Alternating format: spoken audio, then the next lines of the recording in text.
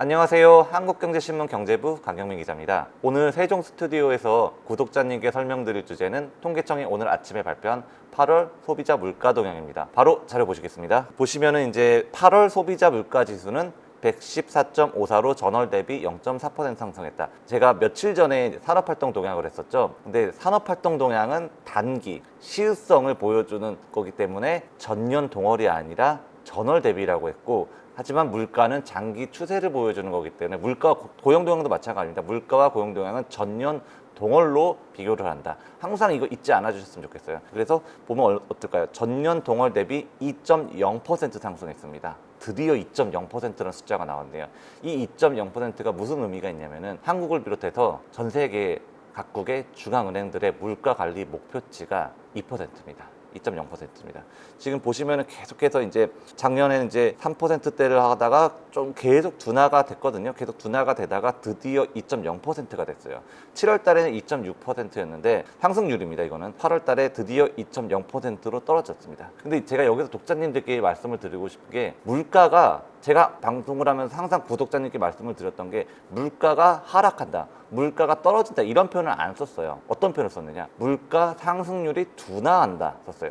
물가는 오릅니다. 왜냐면은 여기서 소비자 물가 지수가 8월 기준으로 114.54잖아요. 이거는 일단 100 기준점이 2020년을 100으로 기준한 거예요. 무슨 말이냐? 2020년 대비 8월 달에가 14% 올랐다, 이 뜻입니다. 물가는 계속 올랐어요. 그리고 사실 그동안 많이 올랐거든요. 그렇기 때문에 이게 물가가 떨어졌다, 물가가 하락했다, 이렇게 이해를 하지 않아 주셨으면 좋겠어요.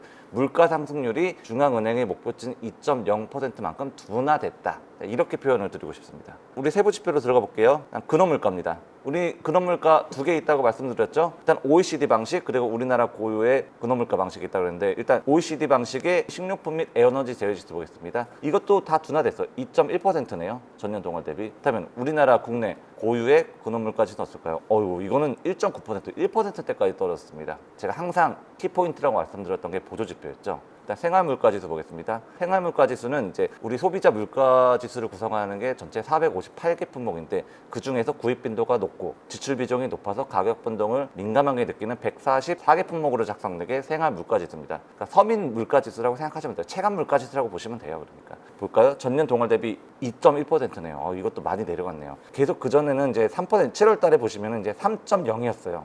계속 이게 계속 3%, 4% 막 되게 높았거든요, 사실은. 그런데 드디어 이제 2.1%까지 내려간 겁니다. 그 다음에 또 다른 키포인트가 뭐였냐면은 신선식품 지수예요. 과실 같은 거, 과일. 어떻게 했을까요? 전년 동월 대비 3.2%까지 물가 상승률이 둔화됐습니다. 이게 사실 올 초만 해도 두 자릿수 상승률이었는데 많이 낮아진 겁니다.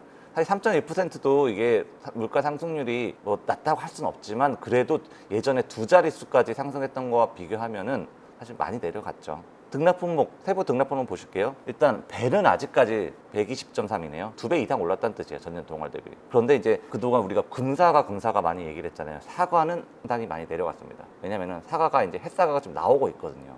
시중에 햇사과가 풀리고 있어갖고 사실 많이 내려갔고, 다른 품목 보시면은 상당히 많이 내려갔어요.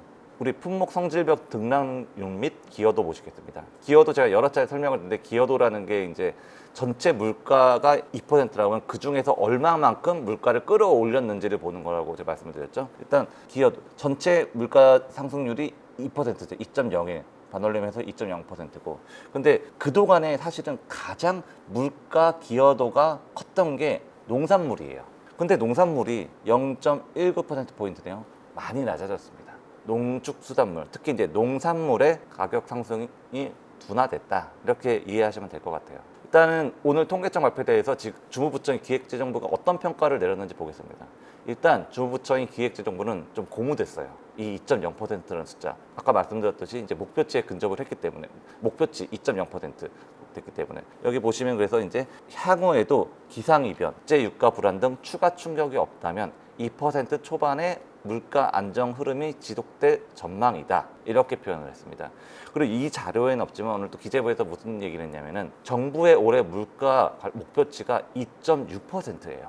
근데 이제 이게 빠르게 물가 상승률이 둔화되다 보니까 올해 물가 목표치였던 2.6%보다 하향 조정될 수 있다, 사실 이런 점을 시사를 했어요. 물론 공식적으로 발표한 건 아닙니다. 근데 제가 여기서 계속해서 구독자님들께 말씀을 드리고 싶은 게 물가 상승률이 둔화된 겁니다. 물가가 낮아진 게 결코 아닙니다. 그렇기 때문에 이제 제가 물가가 이게 2% 0.0%다. 여러분들 사실은 체감 못 하시잖아요. 왜 그러냐면 지금까지 워낙 많이 올랐기 때문에 체감을 못 하시는 겁니다. 그래도 일단은 2.0%까지 물가 상승률이 둔화됐다는 점에서는 그나마 안도할 수 있지 않을까 생각이 됩니다. 또 이 물가 상승률이 왜 중요하냐면은 10월 달에 한국은행에서 금통위를 열잖아요. 기준금리를 인하하느냐의 핵심 변수가 될 수 있는 게 바로 물가입니다. 일단은 목표치까지 들어왔기 때문에 한국은행이 기준금리를 인하할지 여부는 좀 지켜봐야 될 것 같은데 그때 가서 구독자님들께 자세하게 설명을 드릴 수 있도록 하겠습니다. 이상으로 통계청이 오늘 아침에 발표한 8월 소비자 물가 동향에 대한 설명을 마치겠습니다. 전 다음 시간에 찾아뵙겠습니다. 감사합니다.